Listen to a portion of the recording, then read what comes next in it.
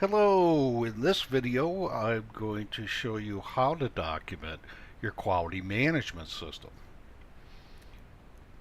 So we're going to take a look at policies, procedures, records, and reports. So a couple of vocabulary terms. Policy is a broad general guideline to action which relates to goal attainment. No goal, it's not a policy. A procedure slash work instruction. Let me repeat that. A procedure slash work instruction is a series of related steps or tasks expressed in chronological order to achieve a specific purpose, basically goal attainment. In the procedure, you can have rules or requirements, which means that there's a specific action to be taken for a specific situation. So let's take a look at some of the documentation that you have to have. One, you should have a quality policy manual. It's not a procedure manual, it's a policy manual. And obviously here it should detail the scope of the quality systems and any justification for exclusions. It should have a reference or an index to the procedures behind all the policies and a description of the interaction of the processes. That's an index 2. It would be a hierarchical input process output chart. So controlling the documents requires that the quality management system should be under control. Records, really this is forms, are a special type of document and they're controlled also.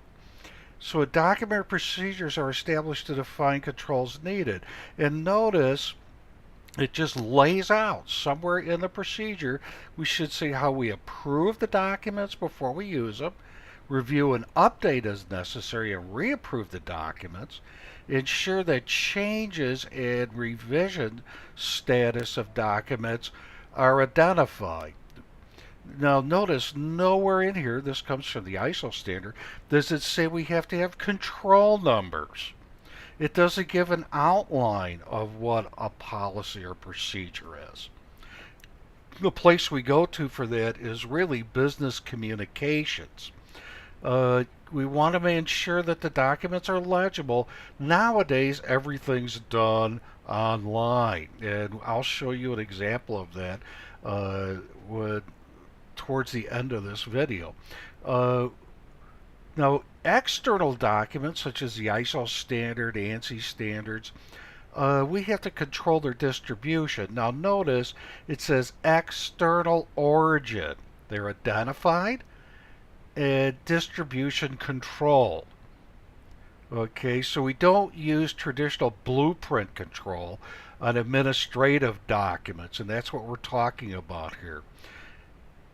Now, if you're using old documents, it's okay to mark them reference only, but we should have some suitable identification so nobody uses it.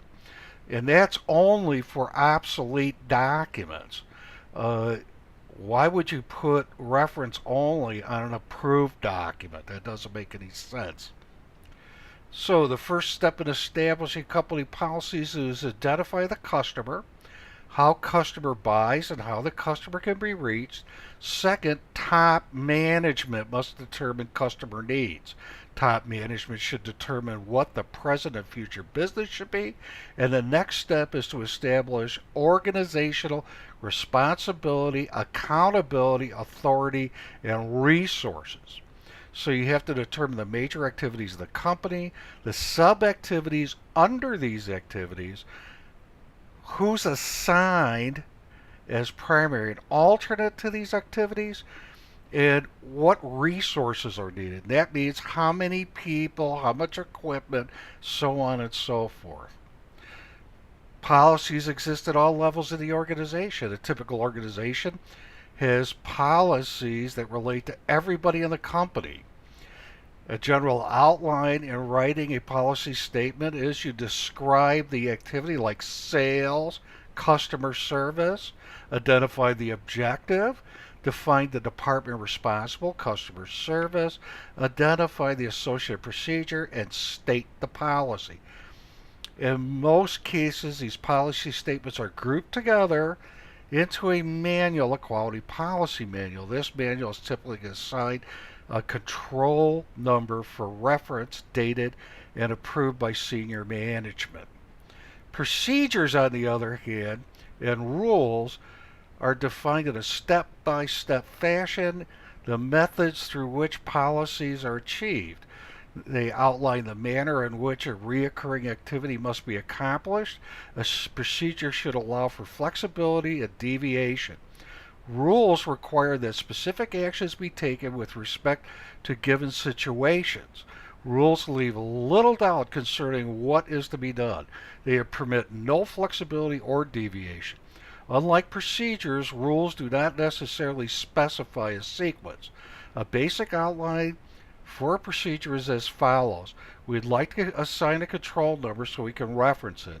Who wrote the procedure, wrote and approved the procedure, who is responsible for carrying it out, the date it was approved, the subject regarding, carbon copy list, the procedure itself, and underneath the procedures, the steps and the rules. Typically, a master list is maintained that identifies all the procedures used by the organization along with their approval date. Records. The task of designing forms for quality is the responsibility of the management representative. The management representative must know 1. What data the user needs to collect, 2. How the form is going to be used in the quality system. The basic parts of a form are the form should have a title. I keep running into a lot of companies that have forms with no titles. There should be instructions that tell how to complete the form on it. There should be heading information or general information section, the body of the form, and a conclusion. There are basically two types of forms, open style and box style. The open style is the simplest. It consists of headings and open areas in which data can be collected. A box style allocates space to each data item. Each box is clearly identified by name or by a brief description. Forms are seldom purely open or boxed. They are usually described as predominantly open, boxed, or a combination of both. Completed forms are considered records. Reports are summaries of records. It's a collection, really, of the records with regards to an event or a transaction. In turn, it has to be summarized into information reports. These reports are used for managerial control of various system processes. Once the data has been summarized into functional reports, it can be used for A, to prevent crises, B, standardizing process outputs, 3, appraise employee behavior, 4, update plans, and 5, protect the company's assets. Typically, control of forms requires a number to be assigned to the form. The number is usually found in the footer section of the form. A date is commonly found next to the number, signifying the date the form was placed into use. These forms are then listed on the document master list. The storage location, filing method, and retention times must be identified for completed forms or records. Now, there are database applications to where we can put this all together into one place. And let me show you a Microsoft Access example of this. We'll wait here for a minute for this to load up. While this is loading up, I forgot to mention about blueprints. Obviously, you have to have configuration control for blueprints. Those are considered a document. If a customer gives you a document, then it has to be controlled. So here we go. This is another database, Microsoft Access. You can make this for yourself. I've used this for well over 10 years. And Let's go on here to the first page, and notice I have a number that can be put in, who it's from, that's a person approving it, who it's going to, the date. Now this is quality management system. That's a subject regarding the quality manual. And so here I have a practice where I can actually type in the quality manual if I wanted to, or I could actually punch up a Microsoft Word or uh, a word processing file that has the manual in it. And in this case, because this is multi-page, I have the quality manual in here. I also have a place for documenting any associated records. And of course with this, we have a document master list. Uh, we keep, well, actually the document master list is ongoing, and it's, if we keep a hard copy, we can shred it, and it's approved. So let's take a look at the quality manual in here. And this is pulling up. There we go.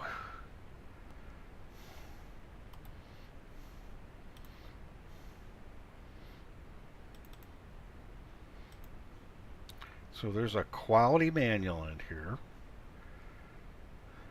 that covers every aspect of the ISO standard. Let me see.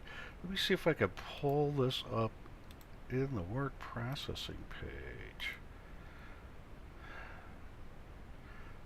Okay, document object, open. And lo and behold,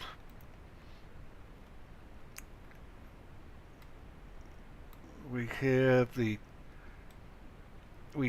quality policy manual in its entirety. There's close to 5,000 words in it.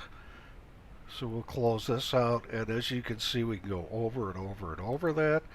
Database allows you to take a look at the document master list, and so you'd be able to pull up all of the documents.